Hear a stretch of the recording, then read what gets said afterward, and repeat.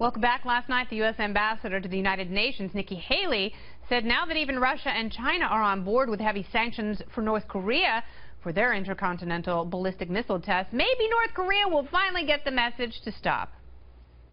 It was a strong day for the United States. It was a strong day for the United Nations, and it was a gut punch to North Korea to let them know the international community's tired of it, and we're going to start fighting back. But North Korea still refuses to back down, with their foreign minister saying they have no intention of ending their nuclear weapons program, and saying that if the Hermit Kingdom is further provoked militarily, it will use their nukes against the United States. Today, the Washington Post reporting North Korea has successfully produced a miniaturized nuclear warhead that can fit inside the missiles they already have. That is a critical milestone on the path to becoming a full-fledged nuclear power.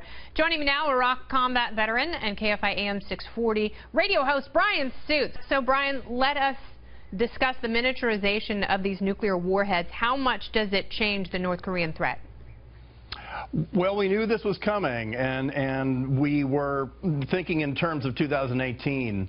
Now, to be safe, you have to assume they've already done it. Yeah. And it changes everything. It literally, do nothing was an option since 1953. And we've been using that outmoded option really for the past 15 years. Do nothing should have been thrown out 15 years ago. Yeah. We're now fresh out of do nothing. All right, so what do we do? What is the next step? Because you have these sanctions on North Korean exports that Russia and China are finally on board with. You know, I compare China to a codependent mom at an intervention who is reluctantly going along with sending the fat Swiss cheese heifer to rehab. And China says that they're the ones who bear the brunt of these North Korean sanctions. What's next?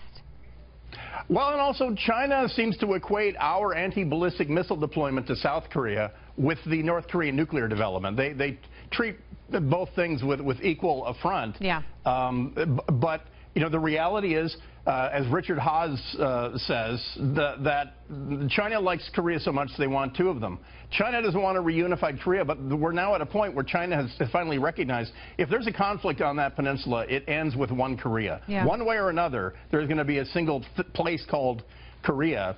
And so for the Chinese to finally get on board here, I do think that the Chinese have a assurance from North Korea that the nukes are not intended for them. But they know that they get the crazy juice spread on them if there is a war. There's already a record number of North Koreans who are leaving North Korea over the Yalu into China. Yeah. So, I mean, it's nice to see China on board, but they're still smuggling in North Korean coal. Yes, of course. And some of those exports on the list, I wouldn't be surprised if there's a really healthy black market in China for things like the iron ore and the seafood and other exports that are on the list that somehow magically they will find their way untraceably into China, and money will make its way back to Pyongyang. So is there any way, and I hope to God you give me a yes, is there any way at this point of avoiding conflict, or is that the goal of North Korea? Are they pushing it to the point where the United States is out of options because of the reality of their missile tests and because of their verbal threats? No. At this point, keep in mind that the North Korean regime, it's not a government in any recognizable sense. So you can take any card-carrying communist or Bernie Sanders, and they'll tell you that's not communism. It's the foundation of their governmental system is reunification, and the entire legitimacy of the rule of the sun god named Kim Jong-un is that reunification will happen the easy way or the real easy way. Yeah. And I just don't think that there is a way to do this without it getting kinetic, because he has no legitimate rule if he negotiates with the United States, unless he gets anything short of surrender of the United States, removal of our troops from South Korea, removal of our troops from everywhere west of Hawaii, in fact, give up Hawaii. Now, we're at a point now we've allowed him to paint us into a corner. Yeah. So my crapometer is in the red. Okay, who's the most capable diplomat who's in these talks right now? I'm sorry, who's the most capable diplomat who's in these talks now representing us or even another superpower, another country? I don't think we have a good player at bat right now in Rex Tillerson. I would put H.R. McMaster in a C-17 and parachute him into Pyongyang with a bag full of threats.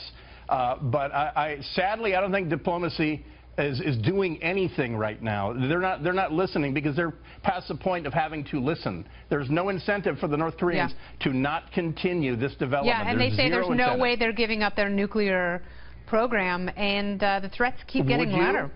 If I were them, I mean, what else do they have? My worry, obviously, is they've got tens of million people in prison camps, and they're going to kill them all. I mean, that's horrific. Yeah. And the entire basis of the economy is military first. They literally cannot roll back on their entire philosophy. No more than Montezuma could roll back on being a sun god. Well, that is very vengeful. But you're absolutely right. They will starve and kill their people before they will give up any of their military might. Bryan Suits, thank you so much.